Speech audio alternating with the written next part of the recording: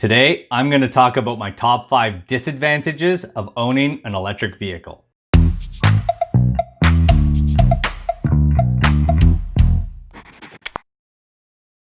Welcome back to the channel and thanks for being here. In my last video, I went over my top 5 side benefits of owning my electric vehicle, a 2015 Nissan Leaf SL. I also mentioned that I'd be doing a follow-up video regarding the downsides. Since buying my EV, I've had many conversations with people about the pros and cons of going electric, especially those interested in making the switch but didn't feel they knew enough to take the next steps. Because of this, I always try not to sugarcoat things. There are a lot of positives, but owning an EV is certainly not without its problems. I'm still planning my full 1-year review of owning my Nissan Leaf, so if you're considering going electric, subscribe to my channel so you don't miss it. With that said, let's get started with my top 5 disadvantages of owning an electric vehicle. Just as a side note, I'll be covering range last, as I'll include a few subtopics about this particular disadvantage. Disadvantage number 1, towing capacity. My previous car was a diesel Jetta with a lot of torque for its size, and it had a trailer hitch on it. This was useful on many occasions, whether it be taking a utility trailer full of junk to the dump,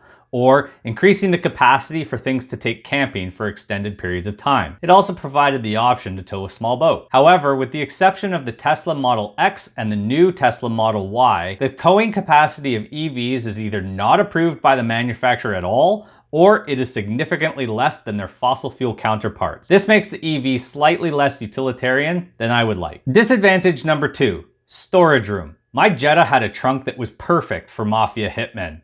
Either 3 bags of hockey gear, 2 full sets of golf clubs with pull carts, or 3 months worth of supplies to road trip around North America all fit in the closed trunk with ease.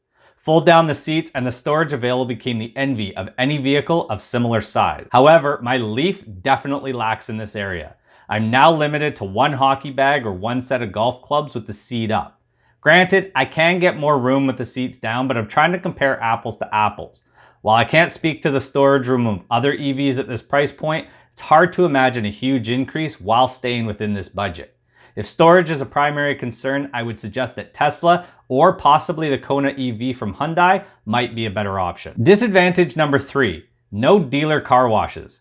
This one is small, but because I don't go to the dealer as much for maintenance, in fact, I haven't actually been there in a year, I have to do all my own car washing. I typically would be at the dealer every quarter where they would include a free car wash and vacuum as part of their service. To keep things entirely honest, there were times that my car would sit dirty for a few extra weeks if I knew I was going for a service, just so I wouldn't have to wash it myself. Disadvantage number 4. Pedestrians don't always move. This is more of an annoyance than a disadvantage, but because it doesn't always feel like a benefit, I'm putting it down as a disadvantage. When I'm in parking lots or side streets where pedestrians often walk within a lane of traffic, they don't always hear me pull up behind them, and therefore, they don't always get out of the way. If they have headphones on, there's a 0% chance they're actually going to hear me, and so I have to rely on actually getting so close that they notice me physically. Disadvantage number 5, range. As promised, this topic will be a bit of a longer discussion. This is the most common thread when discussing EVs, no matter who you talk to. Some feel it is a problem, others have no issues. I'm somewhere in the middle. To be fair, though I have driven a number of electric vehicles, my experience with owning one is limited to my 2015 Nissan Leaf, which is a first-generation electric vehicle. Most newer EVs solve many of my concerns around range, but not all of them, and certainly not all within my budget. So let's break this down a bit in no particular order. Number 1 range disadvantage, road trips. This is not a road trip car. Rather, I should probably say this is not your average road trip car. Some of the newer EVs claim 300 or 400 plus kilometers of range on a single charge, which solves a few of my other issues, but not the road trip one. My Jetta would comfortably get 800 kilometers to a tank. In good conditions, getting 1,000 was not out of the question. And yes, I have driven that in one shot on more than one occasion. When my wife and I went road tripping around North America for 3 months, some days we stopped only long enough to grab our pre-made sandwiches from our cooler or a short bathroom break at a highway rest stop.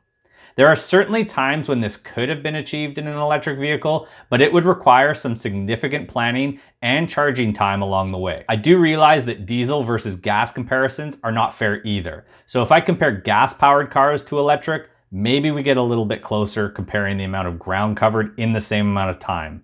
However, it would still require a lot of planning to make this even remotely feasible. Number 2 range disadvantage, my daily driving. This one I'm putting an asterisk on, as the newer EVs would solve my problems 100%. My daily usage is between 60 and 100 kilometers of daily driving, sometimes more, sometimes less. When it's more, that can be a problem, especially in the winter. The colder temperatures drastically affect the range on my car, not just because of driving in the cold, but because heating the interior cabin uses a lot of juice. In the winter, the range on my car is approximately 65 kilometers from full charge while using the heater. I could maybe squeeze it to 75 or 80 if I dress warm and don't use the heater, but who wants to live like that? A few technical details here. My battery is a 24 kilowatt hour battery. This is the capacity of the battery.